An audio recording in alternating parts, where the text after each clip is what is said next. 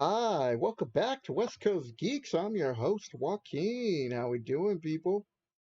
So you know who's with me. What's up, guys? It's Eric. That's right, people. Advanced Dungeons and Dragons Monster Manual Part 8. No, we're not doing Assault of the Giants, but I just did pick this image because I thought it was cool. And for those of you who are first timers, Eric and I are doing the Advanced Dungeons and Dragons, kind of like a tribute to or honoring like the old ways. So this is part 8 of the Monster Manual. So Eric's going to be reading it, and then we're going to be doing our own little review of it. So this is like in depth, people, because I don't want you to, like start watching the video and be like, "Wait, how long is this?" It's like, yeah, you're gonna learn a few things. So, Little did you this is the know. type of the video that we're doing. It's not some little just in and out. I'll flip through a couple of pages and we're done. And we're only good on this one. We're only going to be doing the giants. So get ready, people. Advanced Dungeons and Dragons Monster Manual Giants. Let's go. All right. We got giants are humanoids. There are six major races of giants, each race having some similarities and many differences from the others. Common characteristics will be given here, while the unique features of each race will be detailed under the heading appropriate to each. All giants are very strong, with strengths ranging from 19 to 25 as compared with humans. Because of this strength, they are able to pick up rocks and hurl them as if the missiles were shot from a catapult, but without the minimum range restrictions from the device. So if you're, stabbing a giant in the toe and he's like, you know what? He just throw it down at you. No minimum distance. Most giants are cave dwellers. Whenever they leave their lair, giants of all sorts will always have a huge sack with them. Giants' bags contain various odds and ends of things precious only to the giant, a large rock or two, and from 1 to 6,000 coins of some type, usually gold. Although some giants are often stupid, they are also usually cunning. They can sometimes be tricked and will be likely to bargain. Oh, here we go again with the proofreading. Yep. Will be likely to bargain if approached from a position of strength. It's not unusual for giants to agree to share in an undertaking with a group of creatures of similar alignment to that of the giant, for these huge monsters are eager for treasure. Young giants will have hit points and do damage according to the percentage of a normal adult male indicated by the die roll. Each race of giants speaks its own particular dialect, which is unintelligible to other races. They also speak their appropriate alignment tongue. Again, with the alignment language. Yep. All right, first up, we got the cloud giant. We got Hold this little on. guy. Oh, So, sorry.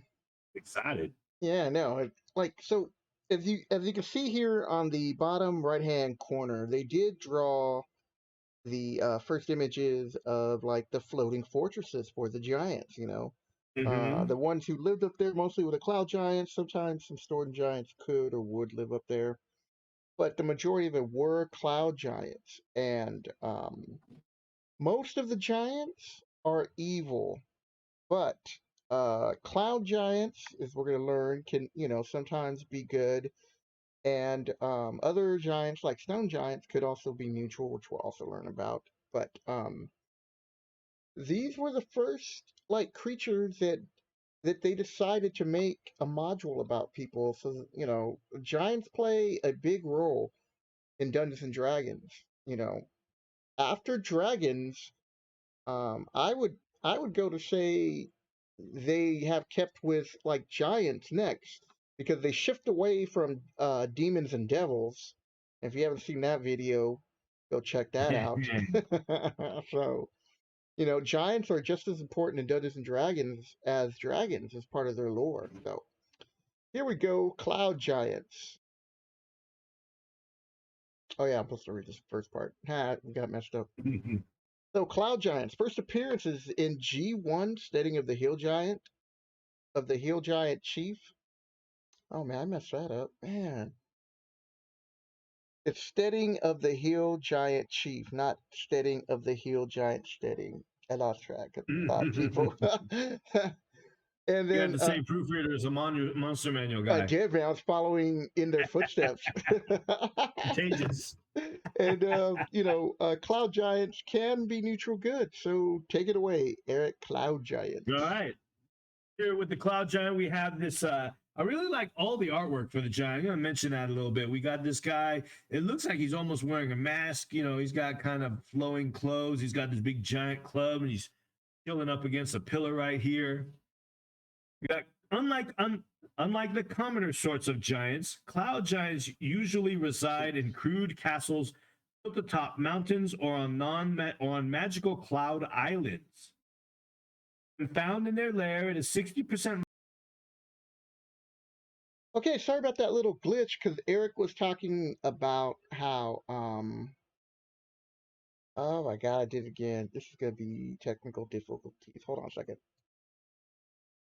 Okay, so you could tell that Joaquin is still new to PowerPoint after, I don't know, 20, 30 videos. So Eric was like talking about the art on here, and I was trying to go back, and then I couldn't go back. So go ahead and pick up to where you were reading, and that way you see the other arts of the other giants. So when he talks about Yeah. that, I'm not going back. So just Mhm. remember. All right, go ahead. Sorry, Eric. Cloud No giants. worries. All right.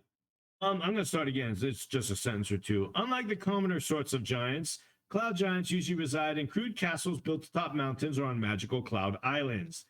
Found in their lair, it is 60% likely that cloud giants will have 1 to 4 spotted lions as pets or guards. If more than one cloud giant is encountered in their lair, it is 75% chance likely that the second will be a giantess. Treat as a fire giant for hit dice and damage attack. Really? So the female giants are getting um like a hit die lower. The fire giant is 11 hit die, cloud giant is 12. So the female cloud giant apparently isn't as powerful as a male cloud giant. That was typical of first edition. Right. All right. And young giants, roll percentile dice to determine the state of maturity for each of the young giants. If 6 giants are thus encountered, one of the young will be a full-grown male, one a full-grown female, and the other 2 subadults of either sex, 1 to 3 male, 4 to 6 female. Adult cloud giants can hurl rocks from 10 to 2. What is that? 240 feet? What? Yeah, That's a long they ways. have nerfed their range, but yeah, they used Yeah, to be able big to time. Well, and I mean, you figure 240 feet. for It's not five that. foot grids. No, it's not not that far, but Yeah, 5 foot grids. This was, yeah. But I mean, the length of a football field, somebody hmm that's 20 feet tall, that's not too big a thing. It's not too big a deal for them. You nope, figure, you got people that can throw footballs almost that long. nope. And these boulders do from 2 to 24 hit points of damage when they hit. They have a 60% chance of catching like missiles. So if you throw this rock back at them, they're like, man.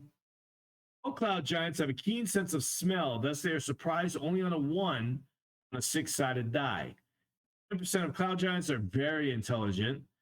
These will be the ones found dwelling on cloud islands. All such cloud giants are able to levitate themselves an additional weight of up to 20,000 gold pieces twice per day. There's a Okay. 50% chance that evil cloud giants will have 1 to 3 captives of slaves in their lair. Cloud giants have pale blue, white to light blue skin, silver white or brass colored hair, and wear various items of clothing and jewelry, and they are armed with great clubs. Well, That's a cloud giant. so since we're only trying to keep this to like first edition, but so the cloud giants early on were usually like played for like neutral evil, and occasionally one you'd find one that's like neutral good. But they were another rare occurrence. Like the cloud Yeah, they giants can go. and the storm giants weren't something that you just bumped into that often at all. It was just a rare occurrence in first edition.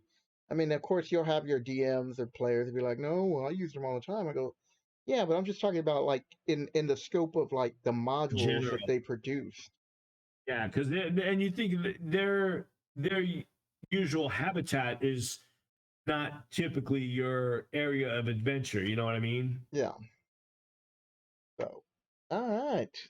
Moving on to the next giant. The fire giant. So the fire giant's first appearance is in G1. Hey, look, I got it right this time. The Steading of the Hill Giant Chief. There you go.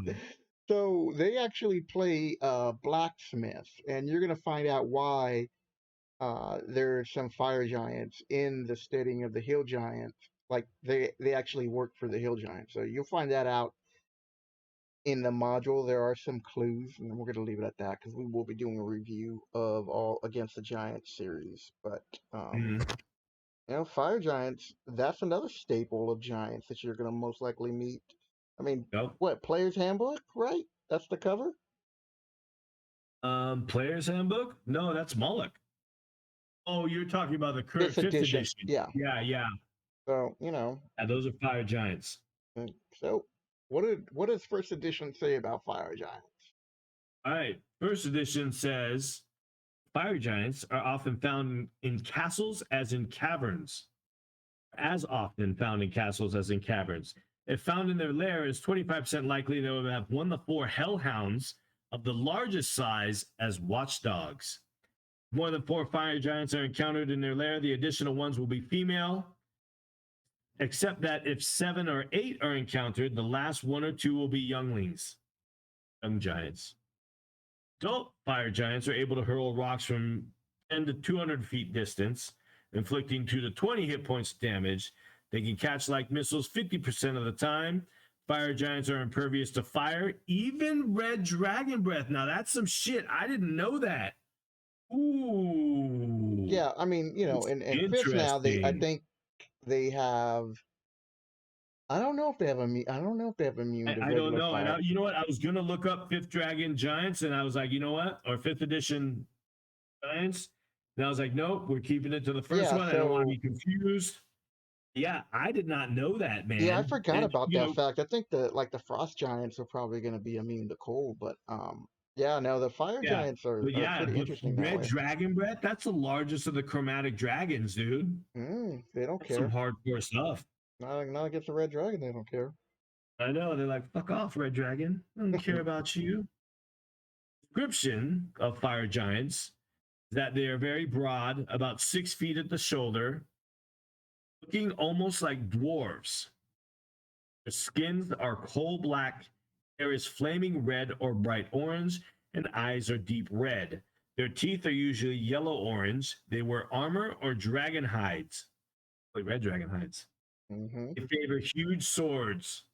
This is another piece of artwork that I love in this. Is he's just got this big, burly beard, and he's got this armor and his giant sword. And he's just like, I'm ready. And remember, people, because I'm not doing that again. Yeah, use your imagination. Yeah. All right, on to the next one. Alrighty. So here we are with the Froth Giants. Their first appearance is actually in G2, the Glacial Rift of the Froth Giant Jar. And Carl. that was, as far as like environments go, that was a pretty harsh environment for your It players to is, first dude. experience. Because they did give you the rules about, when they first hit there and to keep track of Hmm. things. And so, it's pretty cool. Like Frost Giants, um, Yeah, the cold is no joke. Like I know we're trying to keep it to first AD&D, but I was running I'm of the Frost Maiden for a while, and then like Icewind Dale, up there in the north. Cold's no joke. It's a different mean of survival. The frost giants are out there. They ride giant mammoths. yeah. And the cold is as much your enemy as the giants are.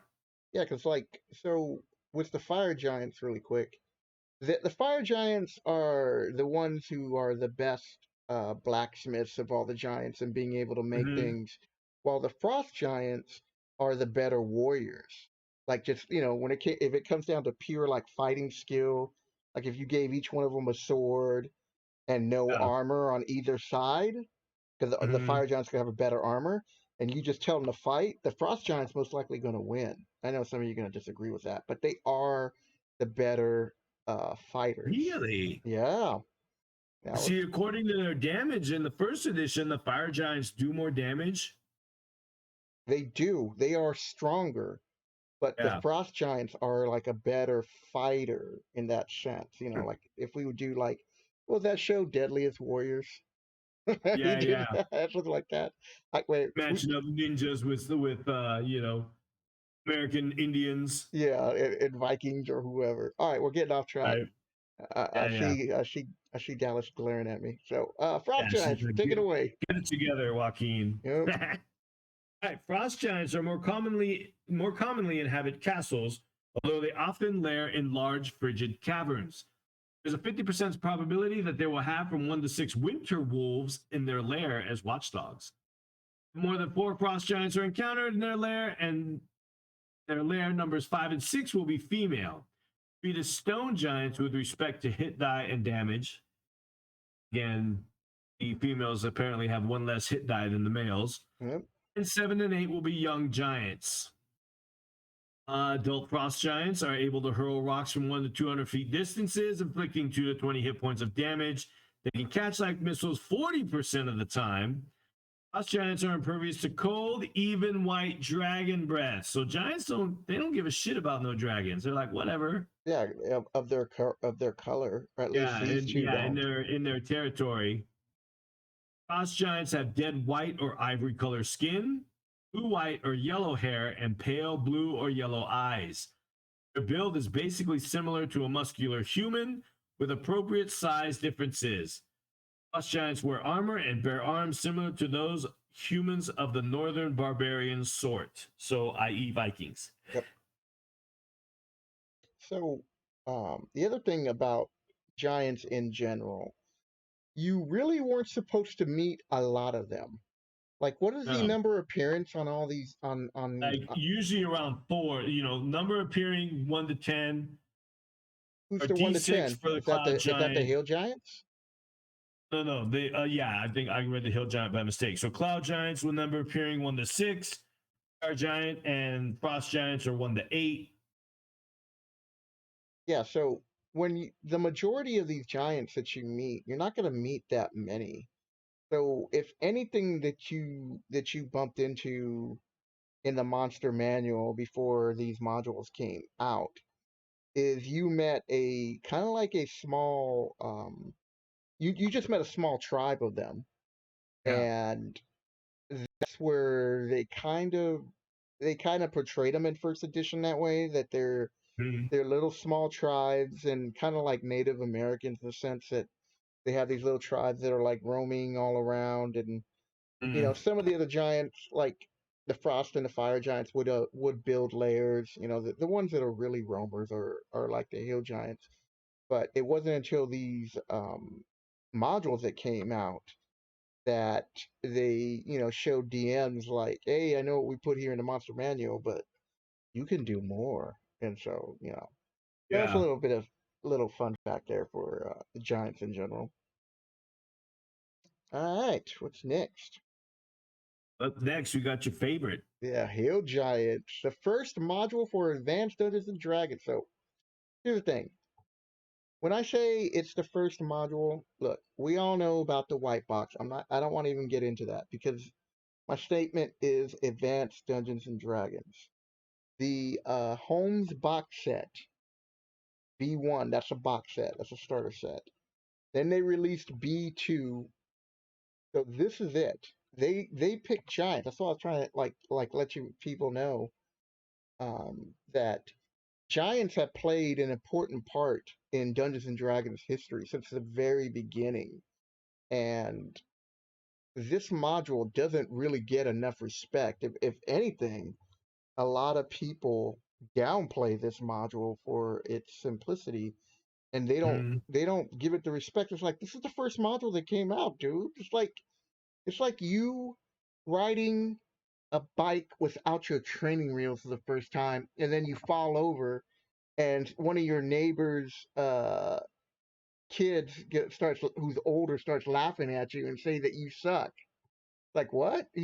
That was his first time. Yeah, but he fell off. He sucks. It's like, oh, okay, whatever. It's like I don't know why I take this one a little bit more personal. I mean, I agree with all the criticisms that they do say on this, but I never felt that it was really justified. Like I was telling It's Eric, not. It's not that it's. I think people looking back on it from now look at what they've done since then, and like you said, in comparison, yeah, it was the first module. It was really one. It's the one that broke out of the gate with an AD&D. And people are always going to look at it from current era. yeah, At the time, So I will say this: that cover on the module. You remember the Little Rascals episode where they're fighting that big giant? yeah, that's Tell old me that. school. Tell me that ain't it, dude. Yeah, that Like I'm looks looking, like I'm like, it. I see Spanky and Alfalfa, Yep. and they're fighting that big old giant. So you people can see that. But I mean, I love the cover art on this. And then the other thing is that they have really dumbed down Hill Giants since, My hill giants are dumb. yeah, like they're not like, oh, I'm a hill giant. That's not They how are they were low supposed to intelligence. be. They are low intelligence, but I think they're what's the intelligence stats on the hill giant before you start reading description? Low. Just They're low. dummies. They've always been Really? I big thought they were dummies. a little bit smarter. No, they've always been big dummies. Oh wow, well, I stand corrected on that. I guess I've always played them a little bit smarter than that. I just kind of felt that Mhm. it was just um I don't know. You have all the other giants who are smarter, and then That these, and that's why he'll like. I mean, going back to the original artwork, that's why he looks like he looks like a Neanderthal because that's what he is. yeah, I guess. I just, I don't know. It's like I've always played them a little bit more intelligent, not like, Mhm. big and stupid, but apparently they are. But that's Yeah, me, they. and that's the thing about D and Yeah, I D. mean, there's always exceptions to the Yeah, rule. so um, but tell us about um, Hill Hill giants. Giants, and what All do they right, say? they say the hill giants are dumb. No, Do they really say that's not the first line? They're like to that's say like the the Hill first Giants sentence. are dumb, They're Joaquin. dumb What? dummies. Hill giants always dwell in caves or similar underground habitations. These layers are typically of a forsaken area.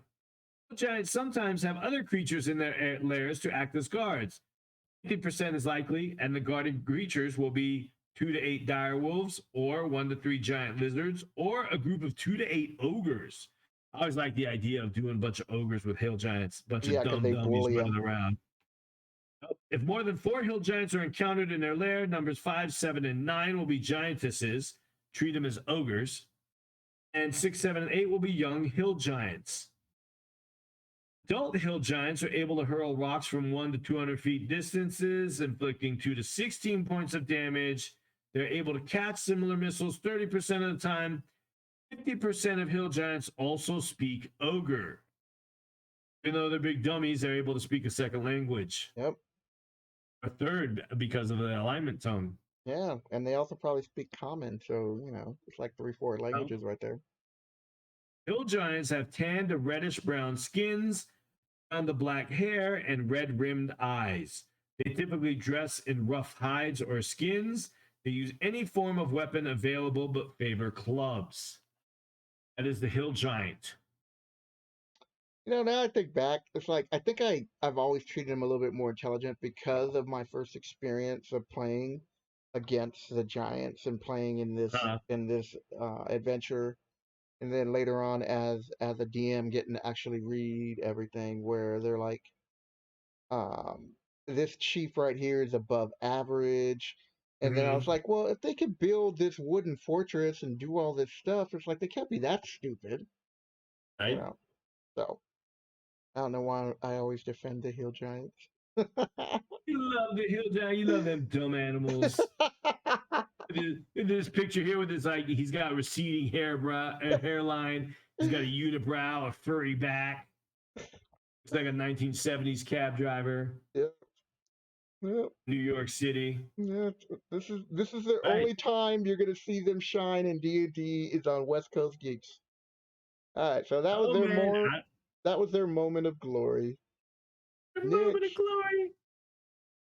All right, on to the Stone Giant. This is one of my favorite David Trampier pictures, dude. Like he did a few. He did most of the artwork for the different entries in the Giants. Uh, this picture of the Stone Giant with the bear, and he's got that club. Yeah, it was the cave Classic bear. Trampier, man. This is why I picked this, right? Because I was like looking through, as you can see, I always try to pick like different images, and I was like, I gotta go back and use this image because it's just Yeah, this is like this is the first image you had of like a stone giant, and again, their first appearances in G1, the Steading of the Hill Giant, and they were the first neutral giants. So hmm as a DM, you were kind of hinted at not to let your player characters, as you describe these giants, just go charging in and killing them. I yeah. know some groups just did because they're murder Murder hobos. hobos. But they're not supposed to be played that way. In fact, they can be helpful. Those stone Yeah. giants, Eric, take us away. All right, the Stone Giants inhabit mountainous regions in most cases, dwelling in caves or caverns. They're fond of cave bears. They're 75% likely to have one of the four guarding their lair. I love a cave bear. Yep. More than four stone giants are encountered in their lair. Numbers 5 and 6 will be females. They're treated as hill giants because they're hit by cheaper. Numbers 7 and 8 will be bebe giants. Stone Bebe. giants, what'd you say? I said Little baby, Bebe. little bebe giants. Stone giants are playful at times. What is Mm-hmm. this? Yeah. Stone giants are playful at times, especially at night. Hey now.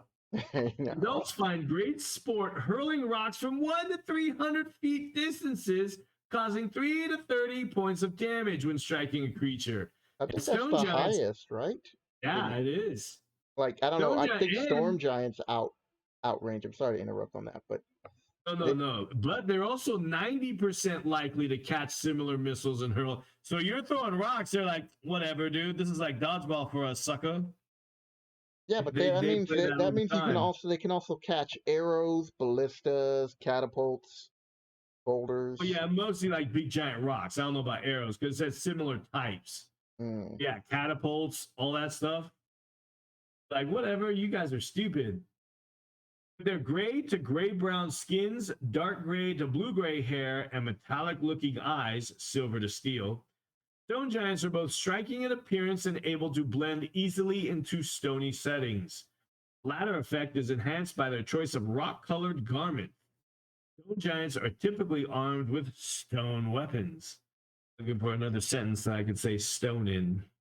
Stonehenge. So yeah, these guys are badass. They love chucking rocks. Yeah, so they kind of hinted in first edition. They don't really go too much in detail, but that there was at one point a war between the giants and dragons, Or yep. um, which is why you don't see that many of either one. Because if you think about it, Mm-hmm. Yeah. if giants were to really multiply, they would take over the world, or dragons, one of the two, doesn't matter. So if it wasn't for those two fighting, um, then we, humans would be living in caves trying to avoid giants or dragons, one of the two. Yep. Yeah, the Thousand-Year War. Yep, it's crazy. Dwarven historians copied it. They're in fear. Oh yeah. While they hid in their mountain homes. Yep, they're like, oh, close the Oh, curtains. All right, so now we get to storm giants. So storm giant. well, hold on. So their first appearance was in G2, the Glacial of the Froth Giant Jar. So by the time you go through the first series of G1, G2, and G3, you will have encountered all of the giants and a Titan, which we'll get to Ooh. later when we get to T. I don't even know if Titan's in the monster manual, is it? Should be, Um, if they I don't mentioned it. know. I don't know exactly. No. Oh, yes, they are. Yes, they are. I was gonna say, I thought they were. I forgot they have that the artwork on it is crazy. It is. I can't. All right, so we're jumping ahead. We're jumping way far ahead. But We're jumping way ahead. All all right, right, so Storm Storm Giants. Giant is another cool pain. He's like up there with his little crinkly robes and everything, calling down lightning. He's like, "Take that, suckers!" Yeah. Most powerful and respected true giant is the Storm Giant. These great, generally reclusive creatures inhabit only out of the way places. Their abodes are typically cloud islands 60% of the time, mountain peaks 30% of the time, or underwater for 10% chance. And there are storm giants. What? Again, with the proofreading. Storm giants build their spacious castles there, wherever they habit. It's 30% probable that the lairs of storm giants will have animals as guards and or pets. Storm giants dwelling on cloud islands or mountain peaks will have 1 to 2 rocks. They Damn. also employ as riding animals. What? Storm giants can ride rocks? That's how big they are? Or Yeah. I one mean, before griffins. well, I didn't think rocks were that big. we're gonna get into the sizes for a second when we do the wrap up. But yeah, Yeah. go ahead. All right, these storm giants who dwell underwater will have 2 to 8 sea lions. Oh, look at that. Swimming around with sea lions. Unlike other sorts of giants, storm giants do not hurl rocks. They're like, man, we ain't peasants. They have magical properties and spells which they employ instead. Mm-hmm. Storm Giant is able to hurl a lightning bolt of 8. Oh my God, 8 die effect. And this isn't 8d6. This is old school. This is eight-sided dice. Yes. For effect once per day. All storm giants are able to levitate twice per day, lifting weights up to 30,000 gold piece weight, in addition to their own body weight.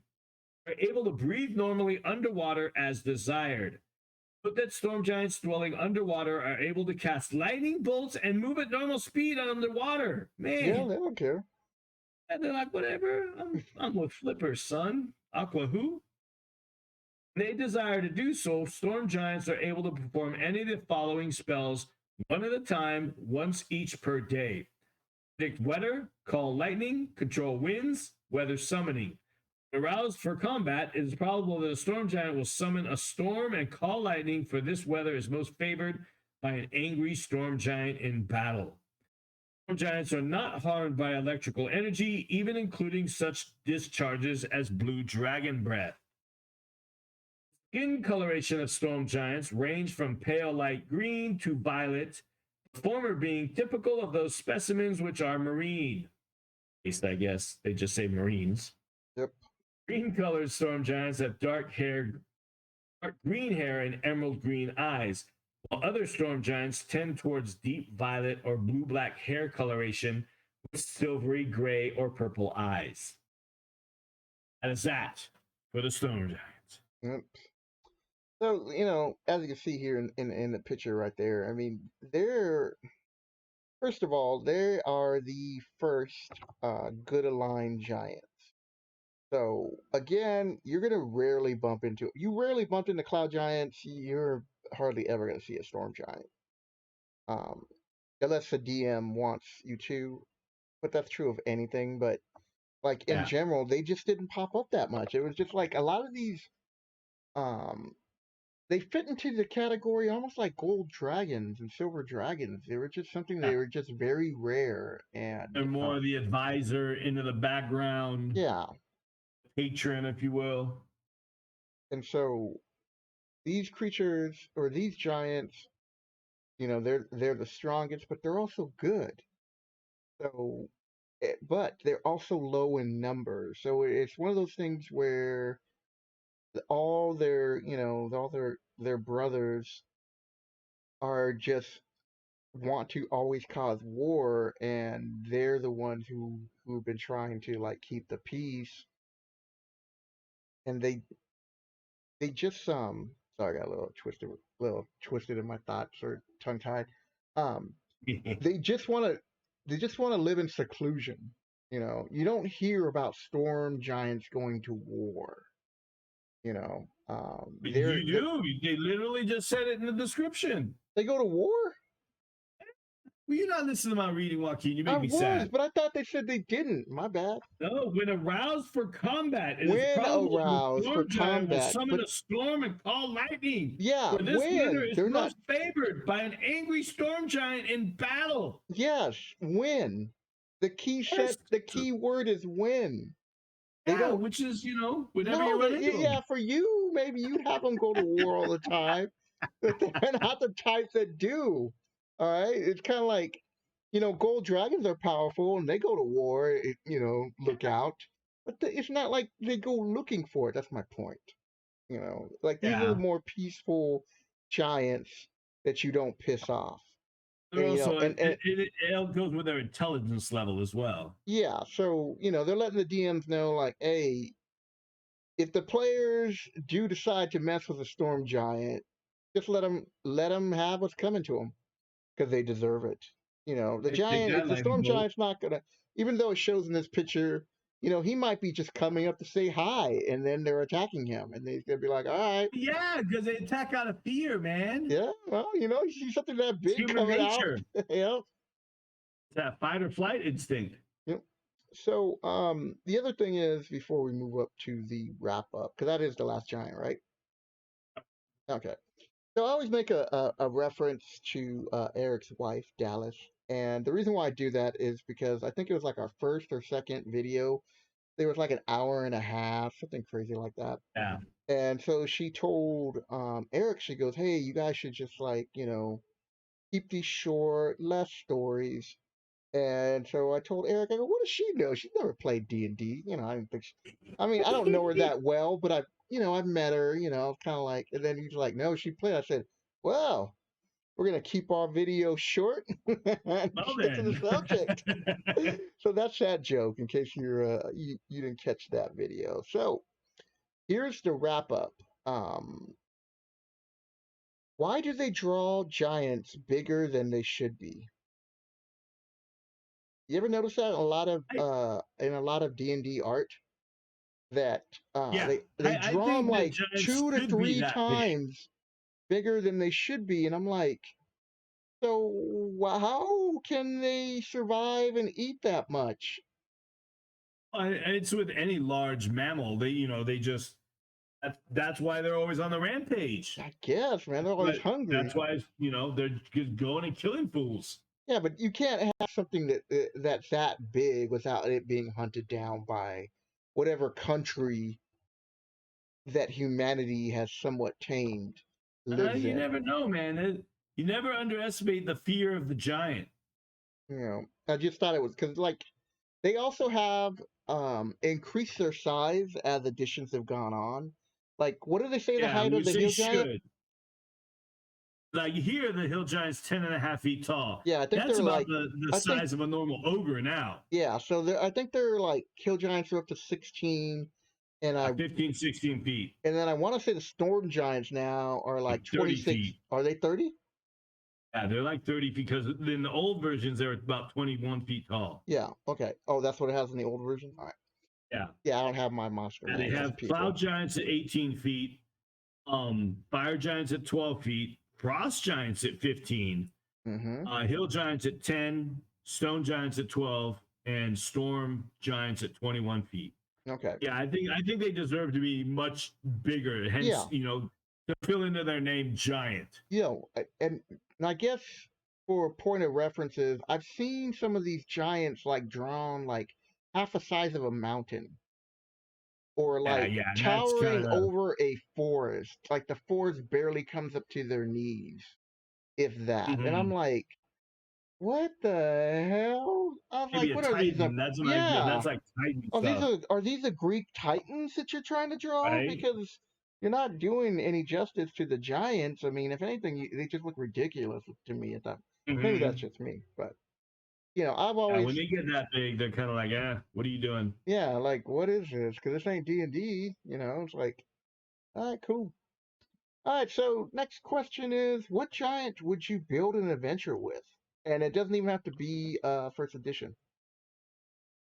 Well, you know what? I was thinking about this question because I know we've talked about it before with the bigger monster sets.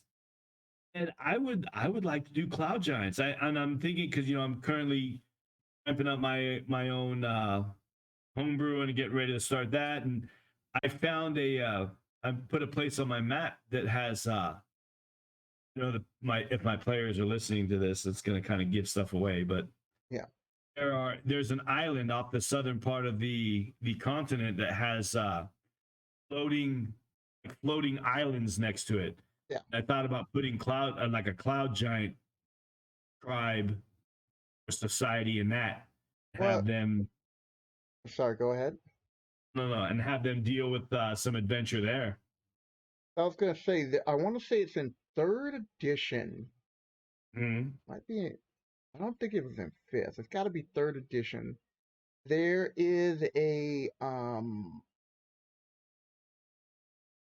a like Against the Giant series that they did. They did an updated version of it.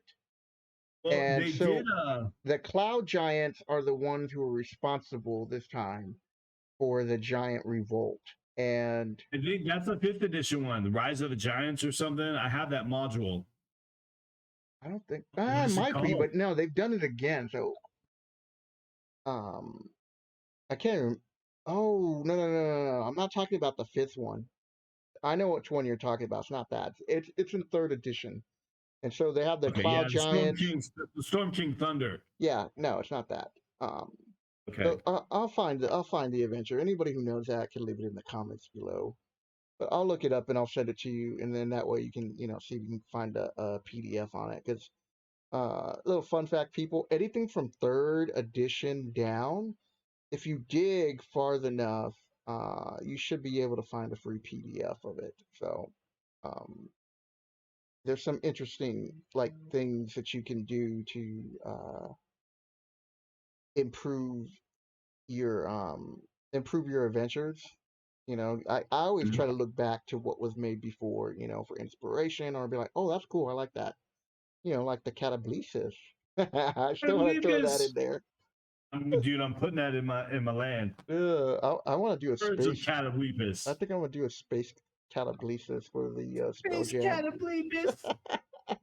We'll call it the Star Blesis. Yeah. All right, Oh my goodness. so you Yeah, took but the yeah, I you think took the Cloud Giants Cloud would be an Giants. interesting.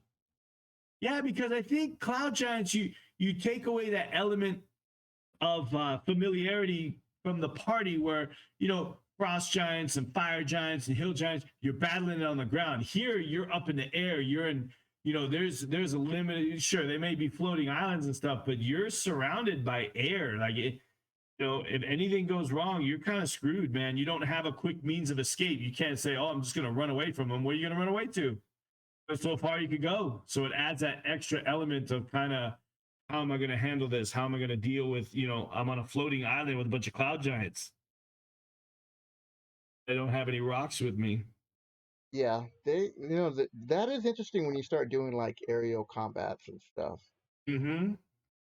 So I kind of had to think about this as I was writing this question down for us. It's like um I would do the Froth Giants. Even though they've Okay. done the Glacier, I do, and with the rhyme of the Frost Giant, I like using the snow in that harsh environment that most Yeah. D&D players are not used to. And Yeah.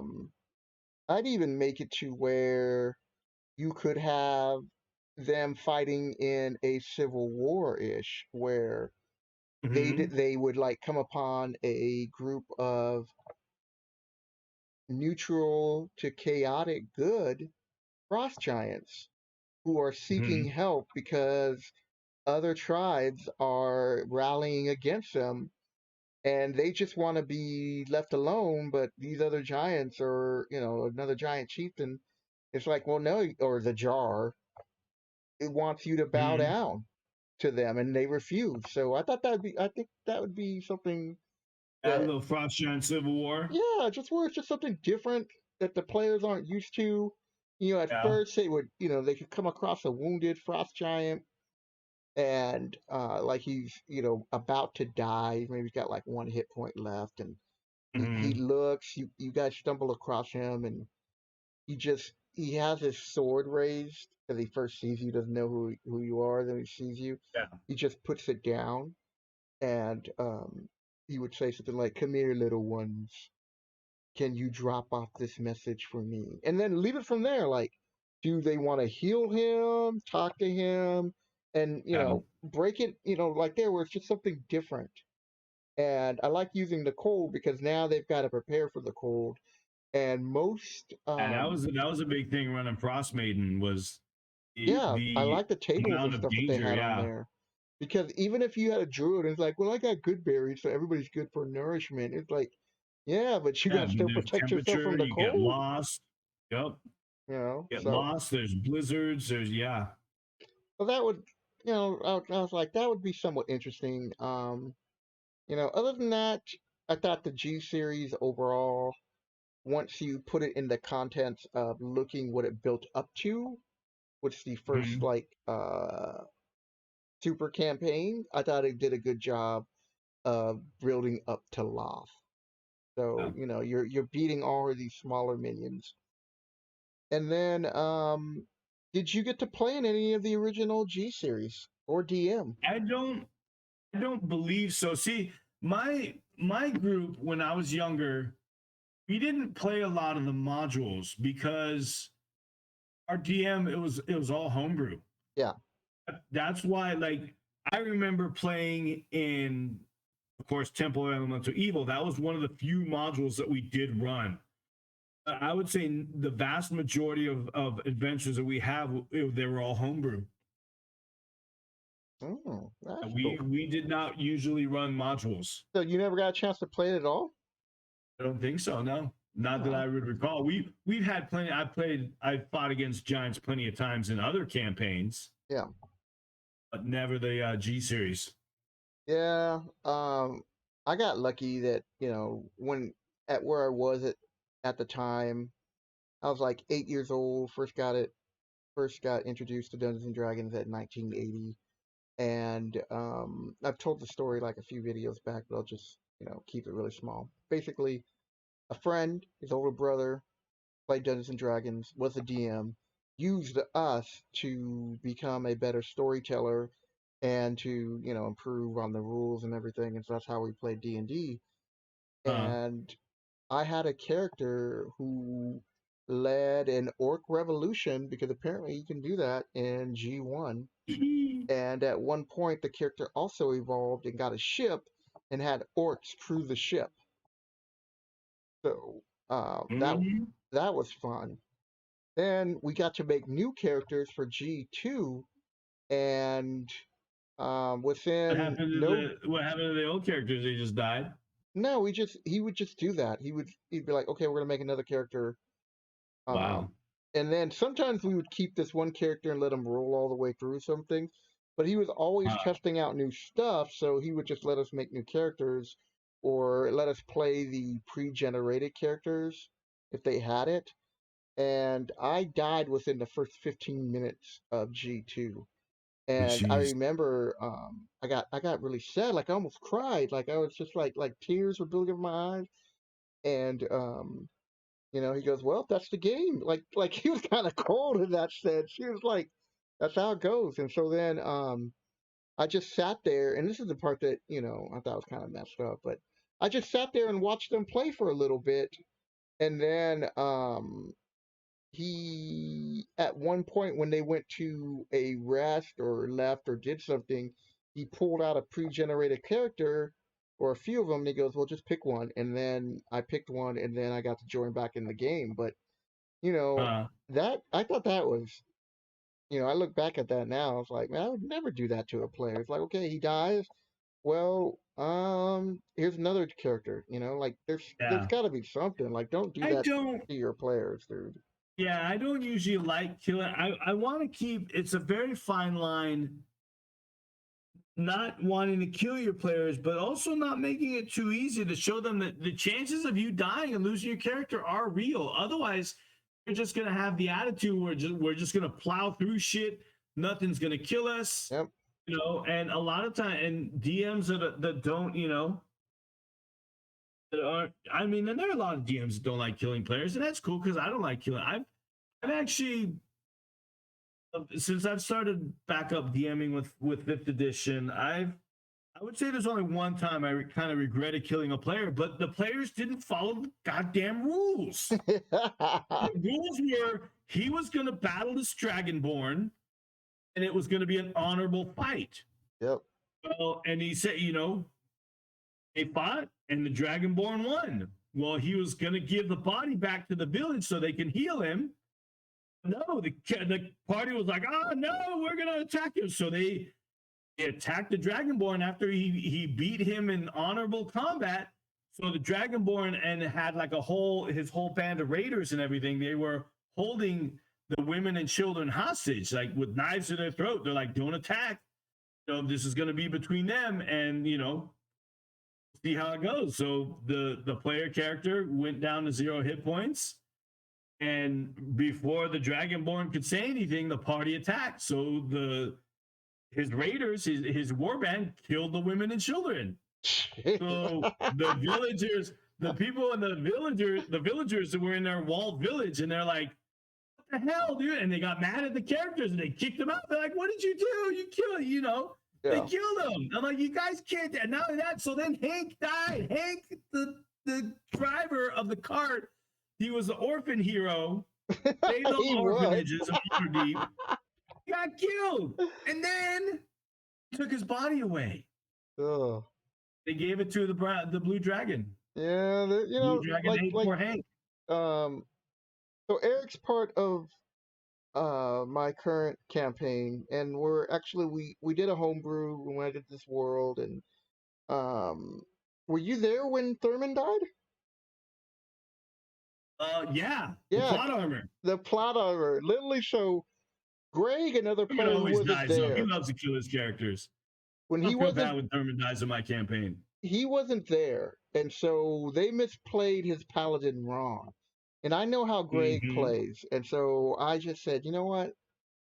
I'm in a generous mood, and we're wrapping up this campaign, and Thurman kept insisting that he was dead and wanted to create a new character, I guess. And I was like, no.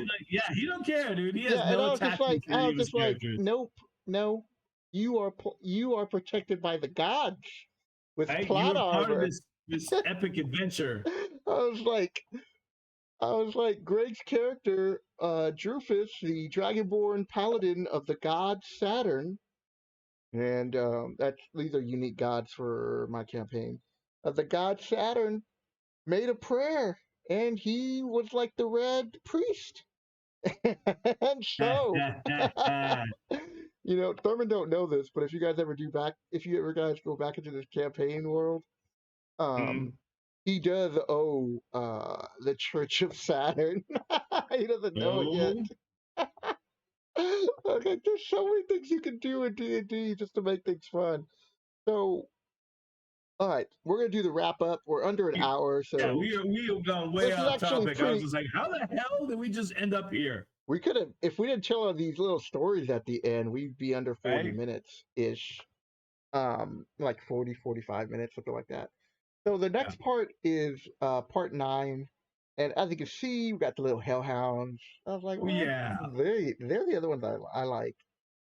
So we're gonna be doing the letters H and I, and then we were looking ahead. M is gonna be big. S, the letter S is big too. Where I was like, I don't know if we might have to do that 2-part video, or we might be able to go through it, but I'm not the one who's reading all the descriptions, so it's gonna be up to Eric if I might have to pre-read the S's and make sure the proofreading wasn't that bad. Yeah, and so this is what we're doing. I'm going to be doing more D&D videos.